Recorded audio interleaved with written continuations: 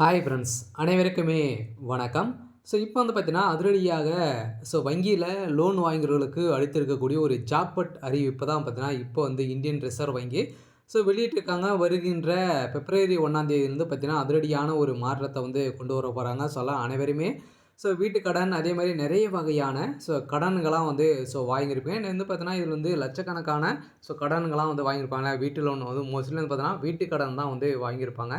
இதில பார்த்தீங்கன்னா, மாதம் மாதம் இஎம்ஐ கட்டி வராங்க. அதில பார்த்தீங்கன்னா, அதிரடியாக இஎம்ஐ கட்டுவதில வட்டி குறைகிறது. இந்த நிலையில் தான் அதிரடியாக லோன் வாங்குறவர்களுக்கு அடித்திருக்கக்கூடிய ஒரு யோகம் கூட சொல்லலாம். பிப்ரவரி 1ஆம் தேதி பார்த்தீங்கன்னா, 2026க்கான பட்ஜெட் தாக்கல்ல பார்த்தீங்கன்னா, நிர்மலா சீதாராமன் அவர்கள் பார்த்தீங்கன்னா, அ அமல்படுத்த போறாங்க. இந்த நிலையில் தான் இப்ப அதிரடியாக பார்த்தீங்கன்னா, இந்தியன் ரிசர்வ் வங்கி அதிரடியான எதிர்பார்ப்போடு இருந்த நிலையில இப்ப லோன் வாங்குறவர்கள் அனைவருக்குமே அடித்திருக்கக்கூடிய ஜாக்பாட் அறிவிப்பு தான் பார்த்தீங்கன்னா, வெளியிட்டிருக்காங்க.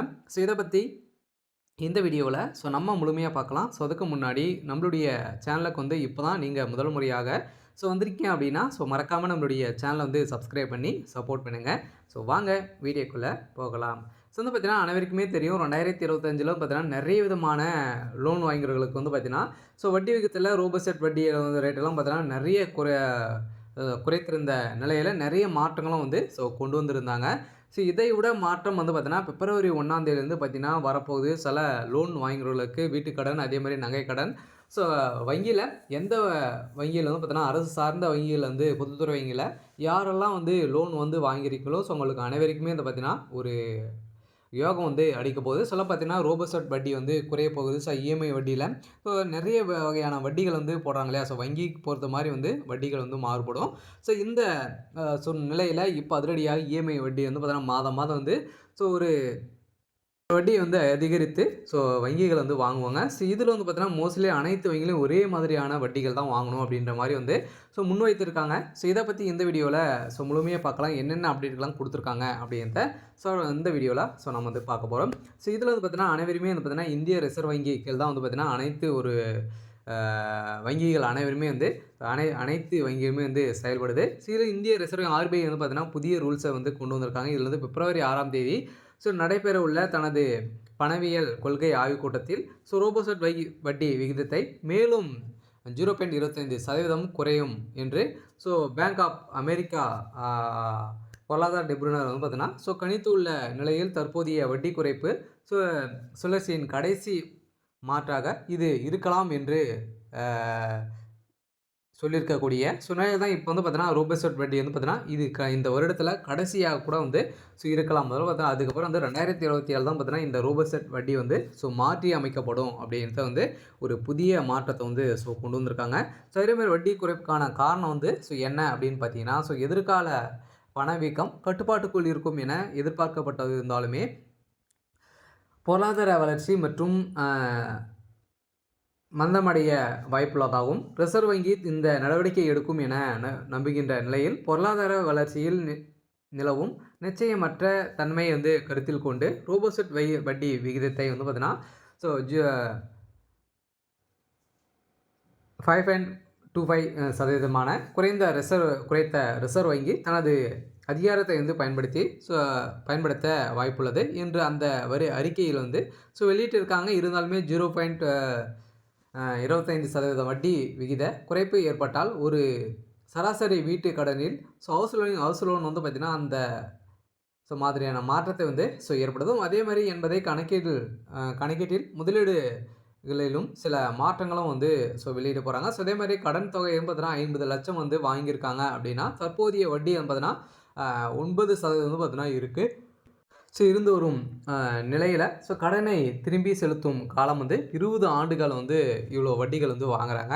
இருந்தாலுமே இஎம்ஐ குறைந்த பட்சத்தில தற்போதைய இஎம்ஐ வட்டி பார்த்தீங்கன்னா 9% இருக்கும்போது நீங்கள் மாதம் ₹44,986 பார்த்தீங்கன்னா, நீங்க மாதம் மாதம் இஎம்ஐ கட்டுற மாரி இருக்கும்.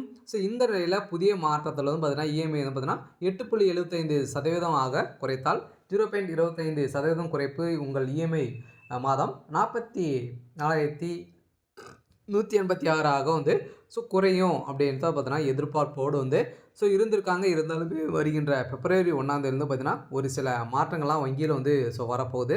சில மாதாந்திர சேமிப்பு கணக்குகளும் பார்த்தீங்கன்னா, இந்த மூலம் ஒவ்வொரு மாதமே உங்களுக்கு ரூ. 800 மிச்சமாகும். அதே மொத்தம் வந்து பார்த்தீங்கன்னா, 20 ஆண்டு கால முடிவில் வந்து வட்டியை வந்து தொகையில் மட்டும் சுமார் 1.92 வரை உங்களுக்கு லாபமாக கிடைக்கும். அந்த மாரி 2,00,000 வரைக்கும் உங்களுக்கு வந்து லாபமாக வந்து கிடைக்கப் போகுது அப்படின்றத வந்து புதிய ரோபோசெட் வட்டியில புதிய மாற்றத்த வந்து கொண்டு வருவாங்க. அதுவும் பிப்ரவரி 6ஆம் தேதி வந்து பார்த்தீங்கன்னா, இந்த மாற்றங்கள் வந்து வரப்போகுது.